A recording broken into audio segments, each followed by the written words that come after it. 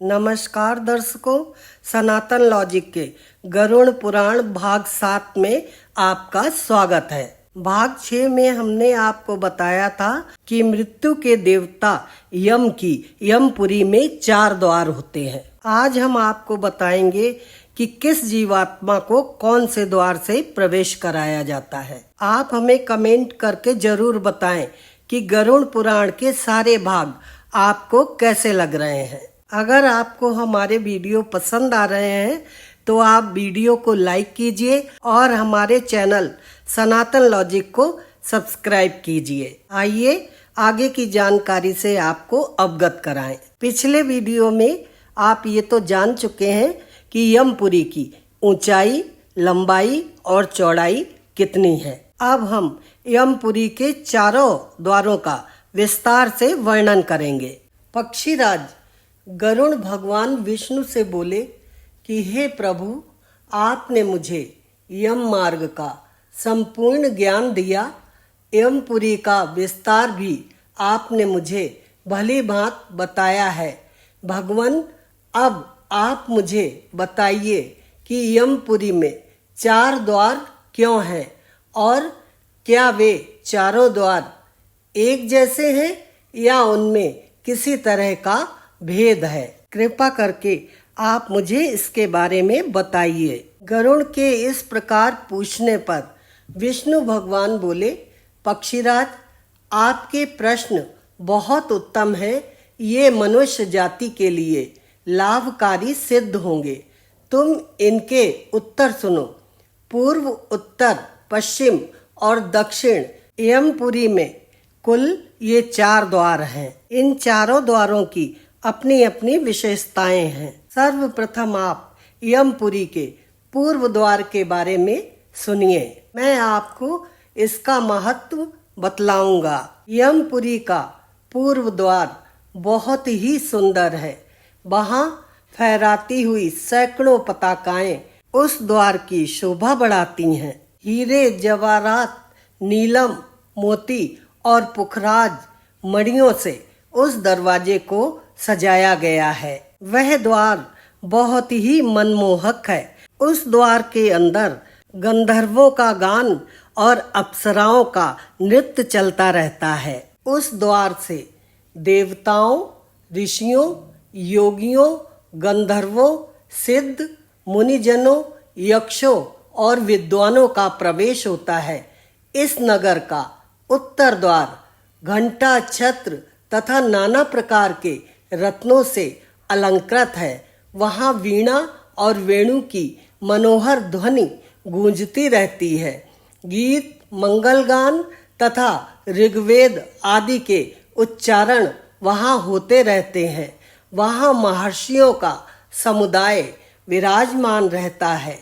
उस द्वार से उन्हीं पुण्यात्माओं का प्रवेश होता है जो धर्मज्ञ और सत्यवादी हैं, जिन्होंने गर्मी में दूसरों को जल पिलाया है और सर्दी में अग्नि का सेवन कराया है, जो थके और हारे हुए मनुष्यों की सदा सेवा करते हैं और प्रिय वचन बोलते हैं, जो दाता, दान देने वाले, गुरु और अपने माता पिता के भक्त हैं, जो माता पिता की सेवा ऐसे करते हैं मानो किसी भगवान की आराधना कर रहे हों, जिन्होंने ब्राह्मणों की सेवा की है और घर आए अतिथियों का सम्मान किया है। ऐसे लोग उत्तर द्वार से यमपुरी में प्रवेश करते हैं। यमपुरी का पश्चिम महाद्वार भांति भांति के रत्नों से विभूषित है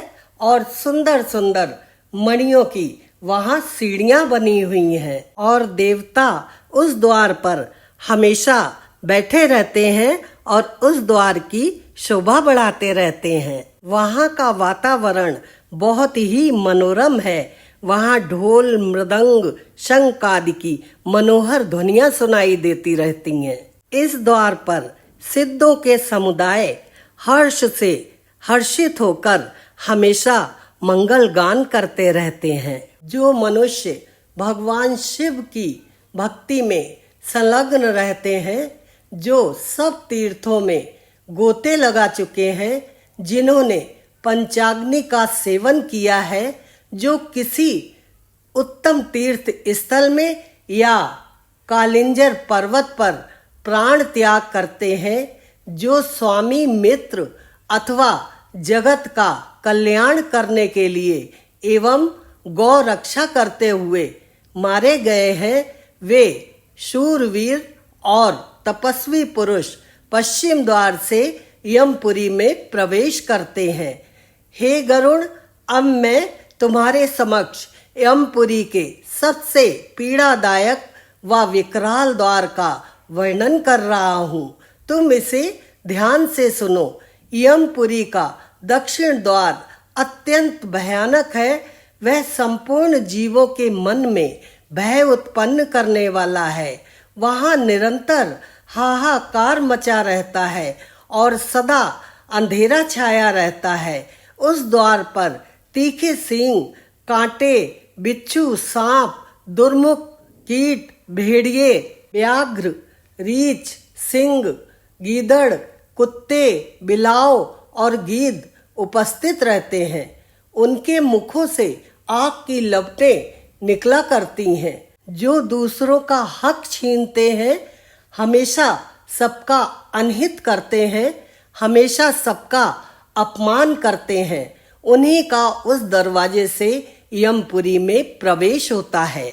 और जो ब्राह्मण, गौ, बालक, वृद्ध, रोगी, विश्वास से शरणागत आए हुए स्त्री, मित्र और निहत्थे लोगों की हत्या करते हैं या करवाते हैं, पराई स्त्री के साथ गमन करते हैं, इसी तरह से स्त्रियां पराये पुरुषों के साथ गमन करती हैं। जो दूसरे के धन का अपहरण करते हैं, उनकी संपत्ति हड़प लेते हैं, दूसरों को जहर देते हैं और उनके घरों में आग लगाते हैं, किसी के वस्त्र, वस्तु और आभूषण की चोरी करते हैं, जो दूसरों की विवशता देखकर उनके प्रति क्रूरता का व्यवहार करते हैं, उनके ऊपर अत्याचार करते हैं, हमेशा झूठ बोलते हैं, जो परिवार, राज्य तथा राष्ट्र को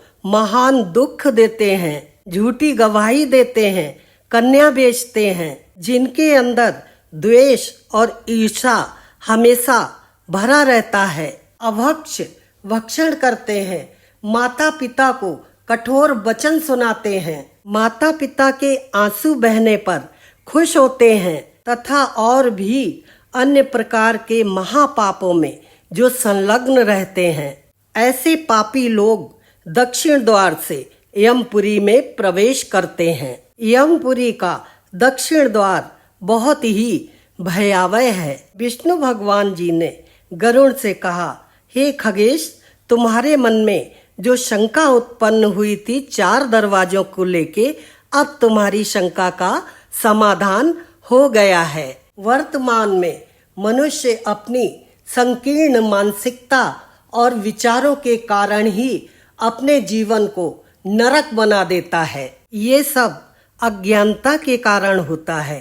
जिसे उचित अनुचित का भान होता है, उसका जीवन स्वर्ग बन जाता है, क्योंकि ऐसा व्यक्ति रीति और नीति के विरुद्ध कोई कार्य नहीं करता है। जो व्यक्ति हमेशा अनुचित कार्यों में संलग्न रहता है, वह मनुष्य यह नहीं जानता, यह नहीं सोचता कि जीवन केवल मृत्यु तक ही नहीं, अपितु मृत्यु के पश्चात भी है और बुरे कर्मों का वास्तविक फल तो मृत्यु के बाद ही मिलता है। ऐसे अन्याय करने वाले व्यक्तियों को यमपुरी के दक्षिण द्वार से प्रवेश कराया जाता है। हम आपको ऐसे पौराणिक सत्यों और तथ्यों के बारे में बताएंगे जिनसे अभी तक आप अनभिज्ञ थे।